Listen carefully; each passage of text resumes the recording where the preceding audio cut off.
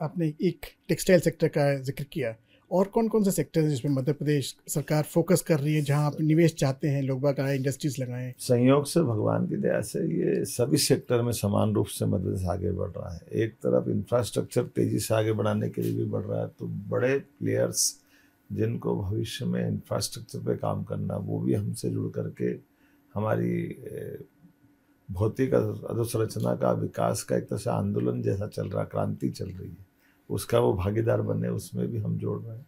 हमारा माइनिंग का सेक्टर भी बहुत बड़ा है, जिसमें बड़े पैमाने पे विकास की बहुत संभावना है। डोलामाइट भी हमारे पास है, फ्लोराइड भी है, इधर मैग्नीज भी है, तो तांबा भी है, कॉपर है, तो हीरा भी है, हीरा है तो सोने की संभावना भी है। कौन सा सेक्टर छूटेगा? लाइमस्टोन भी हमारे पास पर्याप्त है।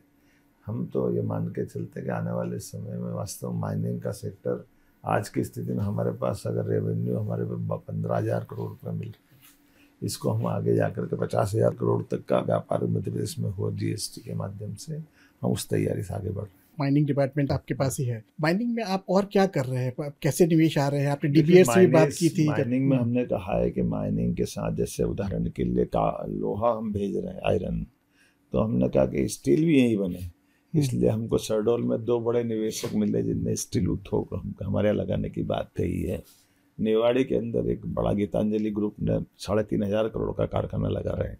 ऐसे सब सेक्टर में हम कह रहे हैं कि उत्पाद भी यहीं बनना चाहिए, केवल रॉ मटेरियल ले जाने से बात नहीं बनेगी, स्थायी काम यहाँ हो जाएगी। नहीं, आपने बड़े अच्छी बात की। और मध्य प्रदेश शायद पहला प्रदेश है जिसमें सेमीकंडक्टर पॉलिसी अभी आपने रिसेंटली अप्रूव किया कुछ हफ्ते पहले।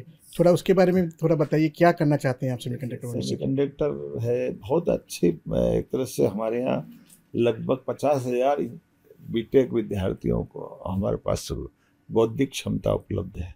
ऐसे में हम drone policy, semiconductor policy, IT policy, इन सब में बदल करके सब यहाँ की बौद्धिक क्षमता के लोगों को यही रोजगार मिल जाए। और बड़ी बड़ी आईटी कंपनियां जिनको लैंड बैंक चाहिए, डेटा सेंटर बनाना है, तो हमारे पास बिजली, पानी, सड़क, हाथ में काम करने वाले लेबर और बौद्धिक क्षमता के योग्य युवा सब मौजूद हैं।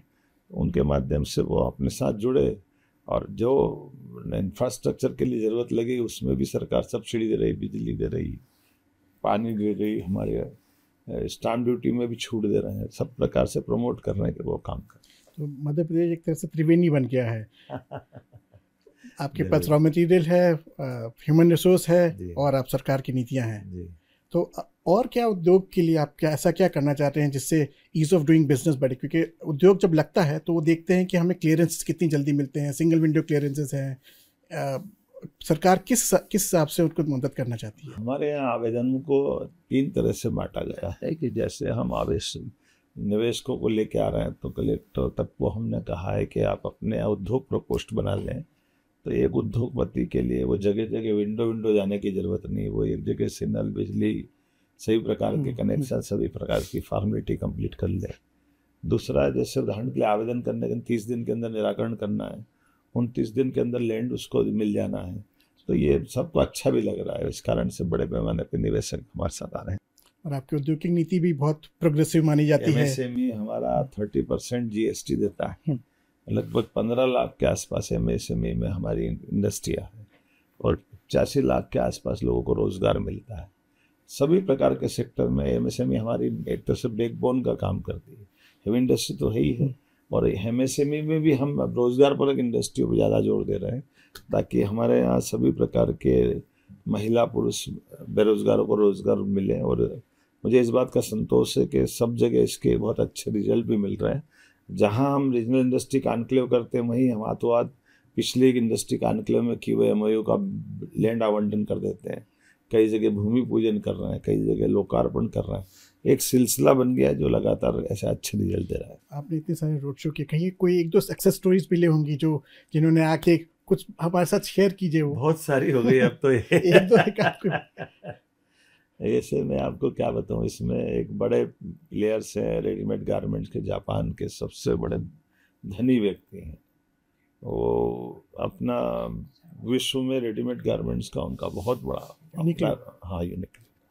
अब वो मैं बड़ा आश्चर्य लगा कि जहाँ मेरे को पहुँचना था, मैं कुछ और मीटिंग के कारण से लेट हो गया, उनने 40 मिनट मेरा इंतज़ार किया, और इंतज़ार करने के बाद उन्होंने कहा कि हम आपके यहाँ ये संभावना देख रहे हैं और एक बड़ा प्लेयर और आएगा हमारे यहाँ से आपके साथ, वो भी उससे बात हमारी चल रही है। ऐसे ही मैंने मजाक में पूछा कि वो तो ठीक है, आप तो कर, बोले मैं तो आ ही रहा हूँ रेडीमेड गारमेंट्स पे। हमारे एक अधिकारी ने बात करते करते कि देखो वो किस सेक्टर में इंटरेस्ट रखते हैं साथ वाले, और इसके रेडीमेड गारमेंट्स के अलावा क्या है हम उसमें भी दे देंगे। तो उन्हें रोकते हुए बोला कि मेरा एक सुझाव है, आप केवल उसको भी रेडीमेड गारमेंट्स बताना, नहीं तो वो आप दूसरी कुछ बताओगे तो उसमें छोटा करके चले जाएंगे। तो ज़्यादा अच्छा है कि आपके यहाँ की संभावना अच्छी है, तो मुझे बड़ा अच्छा लगा। बहुत अच्छी बात है यूनिक्लो अगर मध्य प्रदेश में आके अगर अपनी फैक्ट्री लगाता है तो बहुत रोजगार बहुत बढ़ेगा इससे। बहुत तो हम लोग टेक्सटाइल की बात की, हमने एमएसएमई की बात की, ऑटोमोबाइल्स भी है जो आप इंडस्ट्री तो इतने सब प्रकार के ऑटोमोबाइल्स के लिए भी हम जर्मनी के अंदर गए तो बड़ी बड़ी कंपनियां टोयोटा वगैरह सब, तो कई कंपनियां तो हमारे काम कर ही रही है ऑलरेडी पहले से। और इलेक्ट्रिक व्हीकल के संबंध में भी हमने इसके सहायक उत्पादों को लेकर भी भारत सरकार के साथ जुड़ करके हम अपनी नवकरणीय ऊर्जा के सेक्टर में बड़े पैमाने पर सब्सिडी दे रहे हैं, तो उसका लाभ अच्छा उठा रहे हैं। तो आपके यहाँ भी मध्य प्रदेश में भी सूरज देवता की बड़ी कृपा है, तो आप यहाँ पे भी देखते हैं कि सोलर प्लांट्स लगेंगे। सूरज की भी कृपा है, वरुण देवता की कृपा, वन देवता की कृपा, धरती माता की कृपा चारों तरफ से है। और हमने हर एक का आकलन करके यथायोग्य उनके उस तरह से व्यवस्था बनाई जिसमें हम परस्पर शोषण नहीं करते हुए दोहन कराना चाहते हैं, ताकि दोहन का शब्द आते ही हमारी सद्भावना भी रहती है, सतर्कता भी रहती है, और सज्जनता के साथ साथ सहअस्तित्व के भाव से सबके विकास का भाव देते हैं।